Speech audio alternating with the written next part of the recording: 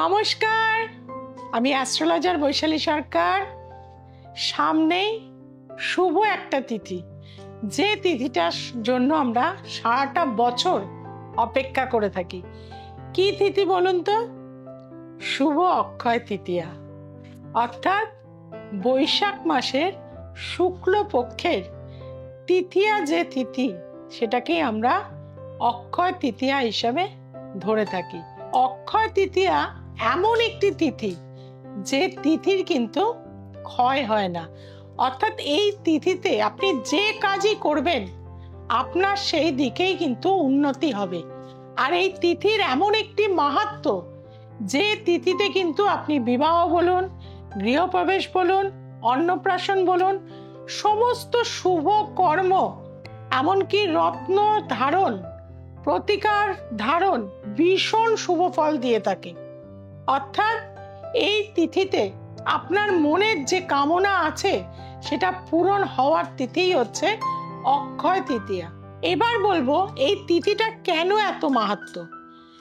প্রথমেই বলবো যে গঙ্গা, তিনি কিন্তু যে ধরিত্রীতে এসেছিলেন এই অক্ষয় তৃতীয়া তিথিতেই, এবং পরশুরামের আবির্ভাব তিথি হচ্ছে কিন্তু এই অক্ষয় তৃতীয়াতে। আমাদের পুরীর যে জগন্নাথ দেবের যে রথ তৈরি হয়, সেই রথ কিন্তু সৃষ্টি হতে থাকে কিন্তু এই অক্ষয় তৃতীয়ার দিনে। এবং শস্য, আমাদের যে শস্য সৃষ্টি হয়েছিল সেটাও মানা হয় এই অক্ষয় তৃতীয়ার দিনে। অর্থাৎ সমস্ত কিছু, এবং আমাদের সত্য যুগের সৃষ্টিও কিন্তু এই অক্ষয় তৃতীয়ার দিনে। অর্থাৎ অক্ষয় তৃতীয়া এমন একটি তিথি যে তিথির কিন্তু কোনোভাবেই ক্ষয় হয় না। এই দিনে যদি আপনারা সঠিক নিয়মে লক্ষ্মী গণেশের পুজো করে থাকেন, অনেকেই হয়তো পয়লা বৈশাখ দেখবেন পুজো করতে পারেন না, তারা কিন্তু অক্ষয় তৃতীয়াতে করে থাকে। অক্ষয় তৃতীয়ার দিনে আপনি কিন্তু অবশ্যই বৃক্ষ রোপণ করবেন। বাড়ির নর্থ ইস্ট কর্নারে যাদের তুলসী গাছ নেই, কাঁচা হলুদ গাছ নেই, এবং একটু সাদা তিল পুঁতে দেবেন সেদিনকে, দিয়ে প্রতিদিন কিন্তু জল দেবেন, এবং 9 রকমের শস্য দিয়ে ঈশ্বরের পুজো করবেন। মা লক্ষ্মী এবং গণেশকে ভালো করে ফুল দিয়ে সাজিয়ে পায়েস রান্না করে দেবেন। দেখবেন যে এই দিনে যেভাবে আপনি যত সুন্দরভাবে দিনটা কাটাবেন, সারাটা বছর আপনার সেইভাবেই কিন্তু উন্নতি হবে। আমরা ছোটবেলা থেকে জানি অক্ষয় তৃতীয়ার দিনে একটু সোনা কিনতে হয়, একটু রূপো কিনতে হয়। এখন তো আমি যে প্রেডিকশন করে গেছিলাম যে সোনার দাম 1 লাখ ছুঁয়ে যাবে, সেটা অলরেডি ছুঁয়ে গেছে। সেই কারণে বলবো, যদি সোনা নাও পারেন, রূপো কিন্তু কিছুটা হলেও কিনে নিন এই অক্ষয় তৃতীয়ার দিনে। এবং বাড়িতে কিন্তু পরিষ্কার পরিচ্ছন্ন রাখবেন, সেদিন নিরামিষ আহার করবেন, বাড়িতে কারোর সাথে অশান্তি করবেন না। স্বামী স্ত্রী কি করবেন, সুখ সম্পর্ক সারাটা বছর যেন থাকে। দুধের মধ্যে একটু মিছরি ও কেশর দিয়ে প্রথমে স্বামীকে হাফ খাওয়াবেন, তারপর নিজে আপনি হাফ খাবেন। এবং আমরা প্রত্যেকটা মেয়েরাই সর্বদা কিন্তু সধবা হিসাবেই থাকতে চাই, যে কারণে কিন্তু আমরা কি করব, এই দিনকে সিঁদুর দিয়ে ঠাকুরকে পুজো দেব, এবং সেই সিঁদুর স্বামীর হাত থেকে নিজেরা কিন্তু পরব। তাতে কি হবে, অক্ষয় অমরত্ব কিন্তু আপনার থাকবে। অর্থাৎ এই সম্পর্কের অটুট বন্ধন কিন্তু এই অক্ষয় তৃতীয়া করতে পারে। এবং অক্ষয় তৃতীয়ার দিনে 5 রকম গোটা ফল, 5 রকম ড্রাই ফ্রুটস, এবং একটুখানি পায়েস, লুচি, বিভিন্ন রকম জিনিস দিয়ে, মিষ্টি দিয়ে আপনি ঠাকুরের পুজো করবেন। এবং সেই ভোগ প্রসাদটা কিন্তু সবাইকে দিয়ে আপনিও কিন্তু গ্রহণ করবেন। বাড়ি থেকে যারা দূরে রয়েছেন গুরুজন মানুষরা, এদিন প্রণাম জানাতে ভুলবেন না। এবং সকালবেলা ঘুম থেকে উঠেই অবশ্যই আপনার, এটা হচ্ছে ইরা নারী, এটা হচ্ছে পিঙ্গলা নারী, কোন নারী দিয়ে প্রশ্বাস বার হচ্ছে সেই নারীকে সম্মান জানিয়ে, যদি এই ইরা নারী দিয়ে বেরোয় তাহলে বাপা, আর যদি পিঙ্গলা নাড়ি দিয়ে বেরোয় তাহলে ডান পা আগে মাটিতে ছুঁয়ে সর্ববাস্তু মায়াং দেবাং সর্ববাস্তু মায়াং জগৎ পৃথিবীর দ্বারস্থ বিগ্রহে বাস্তুদেব নমস্তুতে, বাস্তুদেবকে যার ওপরে আমরা সর্বদা বিরাজ করছি সেই বাস্তুদেবকে প্রণাম জানিয়ে আপনি দিনটা শুরু করবেন। বাড়িতে যদি গঙ্গা মাটি গঙ্গা জল থাকে স্নানের জলে একটুখানি মিশিয়ে নেবেন, 5 রকমের ফুল দেবেন, স্নান করবেন, অনেক গ্রহদোষ কিন্তু দূর হয়ে যাবে। 5টা ঘিয়ের প্রদীপ কিন্তু ঠাকুরের কাছে দেবেন এবং পূর্বপুরুষ যারা আপনাকে ছেড়ে চলে গেছে তাদের শ্রদ্ধার্ঘ্য দেবেন, মালা পরাবেন এবং তারা যে মিষ্টি খেতে ভালোবাসেন সেই মিষ্টি তাদের দিয়ে জল দিয়ে প্রণাম করবেন এবং সাধারণ মানুষকে অবশ্যই সাহায্য করুন। দেখুন, নরের ভেতরেই নারায়ণ। আপনি যে কোনো মন্দিরে সেদিন চাল ডাল আপনার সামর্থ্য মতন দিন, বা কিছু না পারলে নিজে একটু ভোগ রান্না করে মন্দিরের কাছে যে ভিখারিগুলো থাকে, যে দুস্থ মানুষরা রয়েছে তাদের সেবা দিন। দেখবেন আপনার জীবনের উন্নতি কেউ আটকাতে অবশ্যই পারবে না।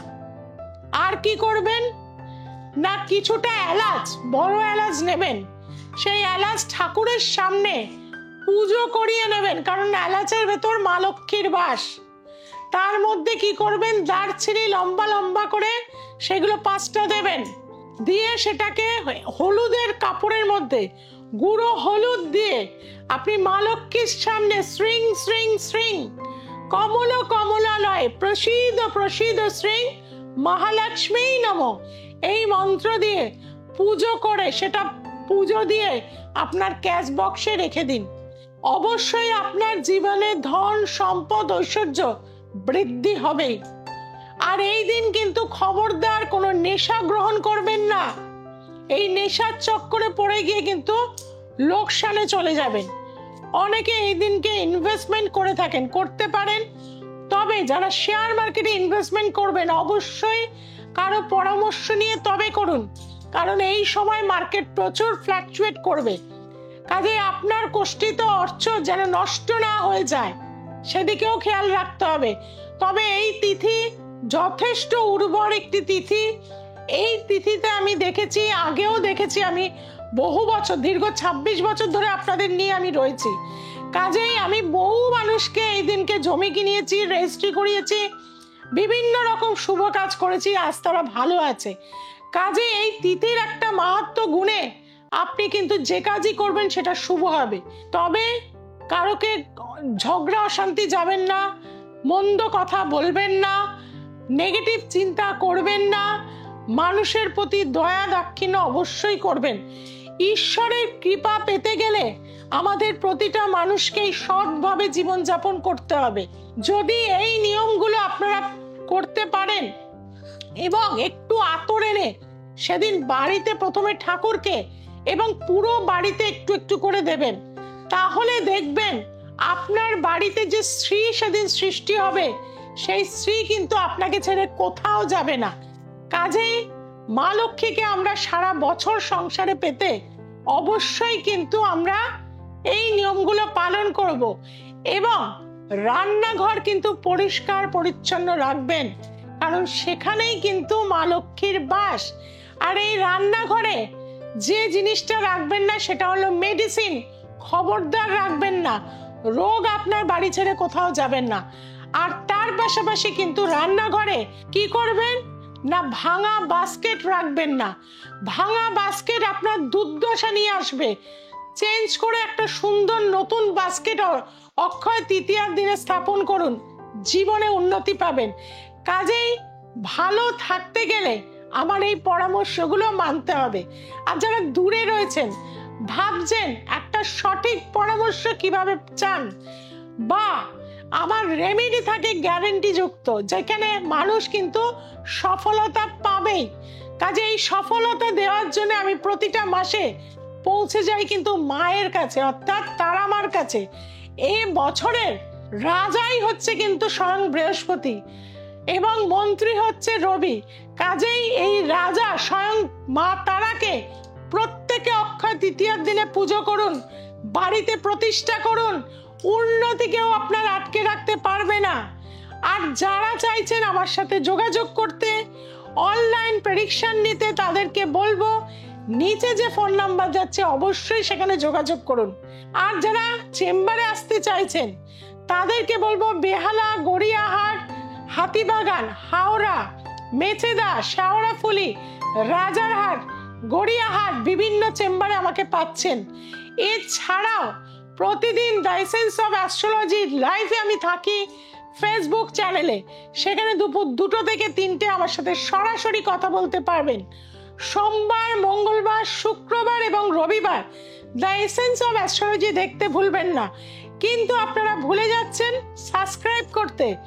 আজকে এখনই এই মুহূর্তে আপনি সাবস্ক্রাইব করুন, চেনা জানা বন্ধু বান্ধবের কাছে ছড়িয়ে দিন, গাছ প্রচুরভাবে রোপণ করুন, ইউনিভার্সালের যত্ন নিন, প্রতিদিন ধূপ ধুনো এবং তার সাথে কাঁসর ঘন্টা অবশ্যই বাজান। ইউনিভার্সালের সাথে একত্রভাবে থাকুন, জীবনের উন্নতি কেউ আটকাতে পারবে না। সবাই ভালো থাকুন, সবাইকে ভালো রাখুন। নমস্কার।